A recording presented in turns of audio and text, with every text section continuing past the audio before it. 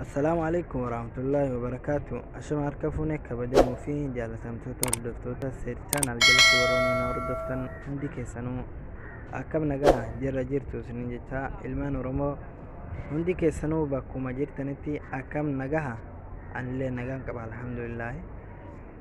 Egaa akkuma beekamu har'a viidiyoo gabaabduu takka qabadhee isiniif dhiyaadheen jira. Innis maal jechuun keessan oolu haala suuraa ittiin bareechatan takka kan waliin ilaallu ta'a. Haala suuraa ittiin bareechatan takka kan waliin ilaallu ta'a. Hanga xumura viidiyoo kiyyaatti share, like, subscribe gochuun na waliin turaan isin jira. Egaa gamanuma warroonni maatii seer chaanaal hin ta'in gara maatii seer chaanaalitti akka dabalamtan isin affeereen jira.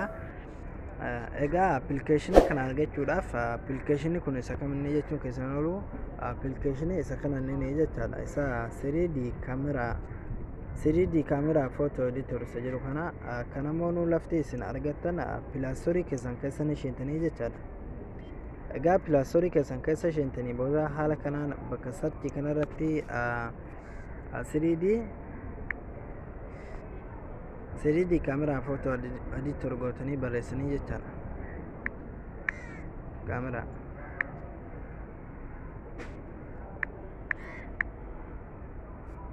egaa kunoo haala kanaan naaf deeraa jechaadha. Isarratti naa egaa urgaan asirratti 3D kaameraa footoo editor jedhee urgaan barreesseen booda kunoo isa akka agartan kana jalqabatti naaf deeraa jechaadha.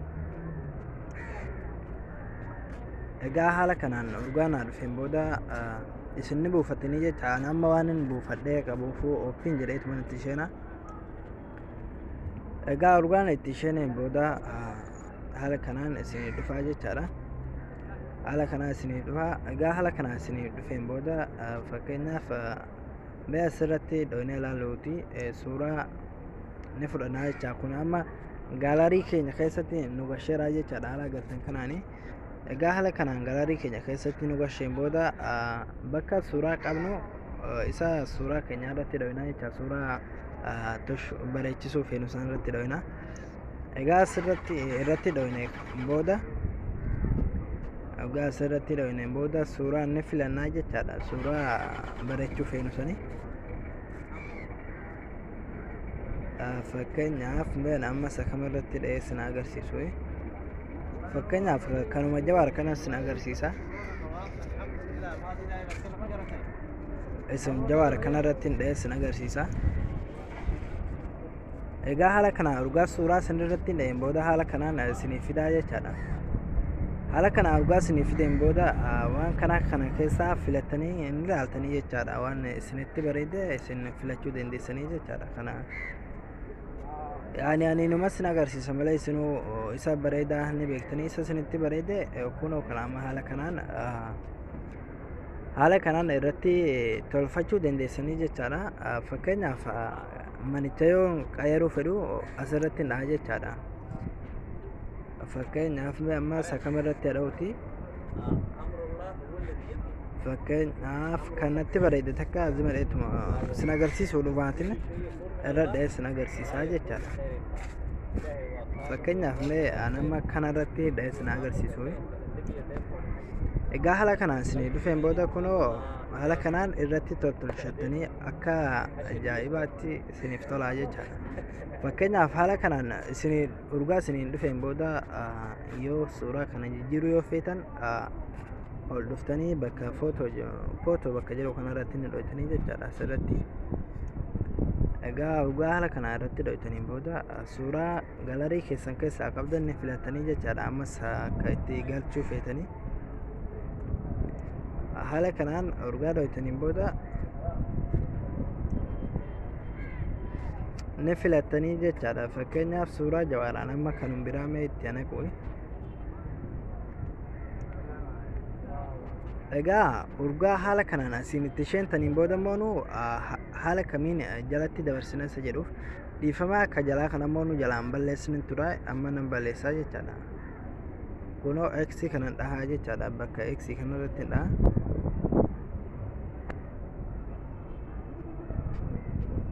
Haala kanaan bakka X kanarratti dhahaa jechaadha. egaa haala kana urgaa irra dhoytanii booda isa kana asirratti fidatanii urgaa fidatanii booda haala kamiin jalatti dabarsan isa jedhuuf walumaa laalla. Haala kana urgaa irratti fudhatanii booda as dhoytanii jechaadha bakka kana dhoytanii kunoo bakka tana dhoytanii jechaadha isin galadha yaada. Bakka kana urgaa dhoytanii booda kunoo haala agartan kanaan jalatti nu darbeeraa jechaadha. Ni qajeelfatanii jechaadha akka haala isin barbaadanitti. Egaan numa isin agarsiisu jira malee akka ajaa'ibaatti godhachuu dandeessanii jechaadha. Urgaa haala kanaan isinii toluusaa agartanii booda haala kamiin sajjalannasa jedhuun asirratti ol dhuftanii dan jettanii jechaadha. Kunoo haala kanaan dan jedhanii beeksisi kana ammoo yeroo isin dhufuutti asirratti dhoytanii jechaadha irraa deebitanii.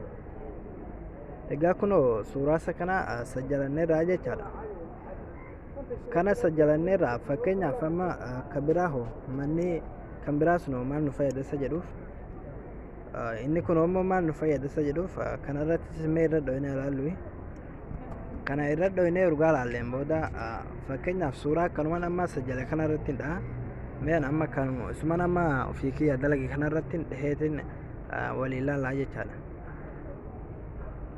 Kunoo kana irratti urgaan dhaheen booda haala kanaan waan baay'ee sii fida jechaadha. Waan kanaatti keessa deemtee ilaaluu dandeessa. Egaa mee amma barreessuun fedha yoo jedhu kana asirratti test bakka jedhu kana irratti hin dhaha jechaadha. Urgaa haala kana irra dhaheen booda bakka ida'uu kana irratti hin dhaha. Achii booda ni barreessitaa jechaadha. Fakkeenyaaf Jawaar jedheen barreessa. Jawaar jedhee barreessan jira. Ammallee irraa deebitanii jechaadha asuma dhoytanii. Urgaa irraan deebitanii booda immoo bakka tana dhoytanii bifa isaa jijjiirtanii jechaadha. Barreeffama amma barreessitan kana bifa isaa haala isinii bareedeen irra dhahatanii jechaadha. Fakkeenyaaf kunoo amma gurraacharra hidhamee diimaa kanarratti godha.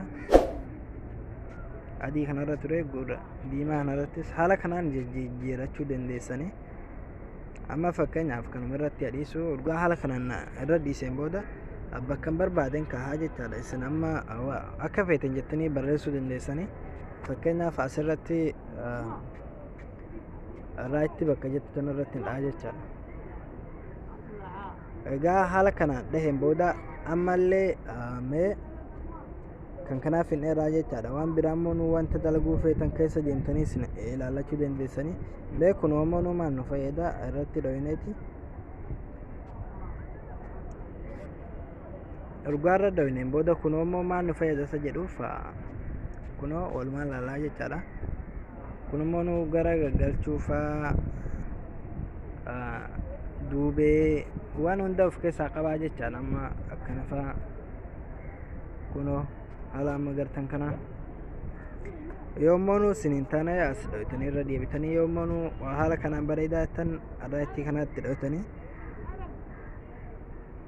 amma kana keessaa ba'ee abis ni agarsiisa. Haala kanaan kunoo isa kanas haala kanaan tottolchuu dandeessanii jechaadha. Kanallee haala kanaan gadi dhaabatee lafa fakkeessuudhaaf waan hunda jecha isin gargaara. Egaa ana amma kana keessa deemee ilaalee isin agarsiisuudhaaf viidiyoon na dheeratee dhiifama. Kana keessa deemtanii ilaaluu dandeessanii. Haala kanaan urgaa isinii tole raateen booda bakka dan jettu kanarratti ni dhoonaa jechaadha. Dan jettanii urgaa keessaa baatanii booda haala kanaan isinii sajjalameeraan isinii jedha. Egaa kabajamtoota kiyya hordoftoota kiyya barnoonni kiyya har'aa kana fakkaataa. Akka isinitti tolu abdiin qaba. Hanga viidiyoo biraatti walitti deebinutti share, like, subscribe gochuun na waliin akka na deeggartanii isinii jedha. Egaa warroonni maatiin ta'is akka maatii kiyya taatan isin affeereen jira. Egaa hanga viidiyoo biraatti walitti deebinutti nagahaan naaf turaan isin jedha. Isinin jaaladha, isinin kabaja. Hanga viidiyoo biraatti walitti deebinutti nagaan naaf turaan isin jedha.